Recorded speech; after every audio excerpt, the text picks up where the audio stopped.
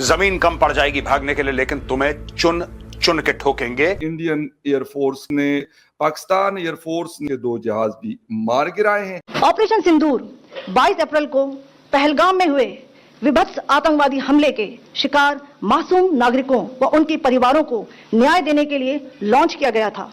इस कार्रवाई में 9 टेररिस्ट कैंप्स को टारगेट किया गया और पूरी तरह से इसे बर्बाद किया गया। चुन के इंडियन एयरफोर्स ने ठोका है। इस बार भारत ने पार कर दिया। नमस्कार दोस्तों, आप सभी का स्वागत है हमारे YouTube चैनल इंडिया ने हमारी जान पर। जैसा कि आप सभी लोगों को पता है कि इंडिया ने पाकिस्तान पर एयर स्ट्राइक करी, जिस ऑपरेशन का नाम ऑपरेशन सिंदूर है, जिसको 2 लेडीज़ ऑफिसर लीड कर रही थी। भाई सल्यूट है मोदी साहब को और इंडियन आर्मी को। इंडियन आर्मी, इंडियन एयरफोर्स और इंडियन नेवी की वजह से हमारा देश अभी तक सलामत बचा है। अगर आप हमारे चैनल पर नए हो तो चैनल को लाइक करें, शेयर करो, सब्सक्राइब। विद इन 25 मिनट्स दहशतगर्दों की कमर तोड़ दी है।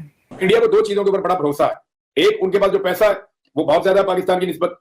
दूसरा, यानी वसाइल उनके पास ज्यादा है, हथियार ज्यादा है, पैसा ज्यादा है। दूसरा, जो आलमी सतह पे उनकी पोजीशन है वो पाकिस्तान से मजबूत है। साम दाम दंड भेद चारों तरफ से कटाई मची है। ऐसे सरगना मसूद अजहर का कुनबा इस हमले में पूरी तरह से खत्म हो गया और ये खबर आ रही है कि मसूद अजहर का कहना है, अगर मैं भी मर जाता तो अच्छा होता।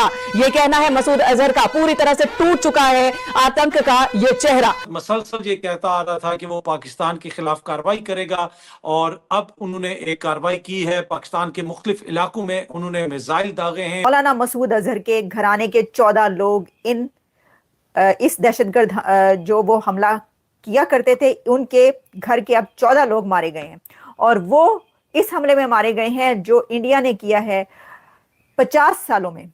इन 50 years deepest strikes from India का आगाज हो चुका है। भारत ने बिलाखिर पाकिस्तान पर हमला कर दिया। 2 लड़कियों ने तुम लोगों को कयामत बना के दे दी, दिवाली बना दी पूरे पाकिस्तान के अंदर। सोचो, मोदी है तो मुमकिन है। मोदी जी ने कहा था कि हम ईंट का जवाब पत्थर से देंगे, आज वो उन्होंने करके दिखाया। हर बार की तरह इस बार भी आतंकवाद को खत्म करके भी हो सकता है। मैं ये नहीं कह रहा है हुआ है, मैं कह रहा हूं पॉसिबल है, क्योंकि ये कह रहे हैं आर्मी, नेवी और एयरफोर्स तीनों इन्वॉल्व थे इस ऑपरेशन में। जौहर टाउन का जो इलाका है वहां पर, जो कि हाफिज सईद का घर है वहां पर, कि वहां से उठाकर उसको कहीं और ले जाया गया।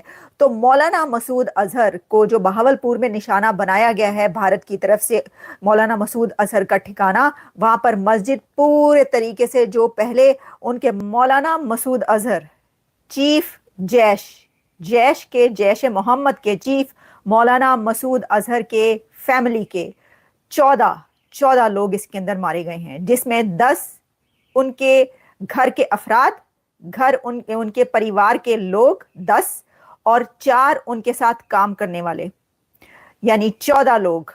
मौलाना मसूद अजहर के घराने के 14 लोग इस दहशतगर्द जो वो हमला किया करते थे, उनके घर के अब 14 लोग मारे गए हैं और वो इस हमले में मारे गए हैं जो इंडिया ने किया है 50 सालों में। इन 50 years deepest strikes from India. ये एक बहुत बड़ी स्ट्राइक की है, बहुत बड़ा हमला किया है भारत ने, और इतना प्रिसाइज अटैक, इतना सोच समझ के जो उन्होंने किया है।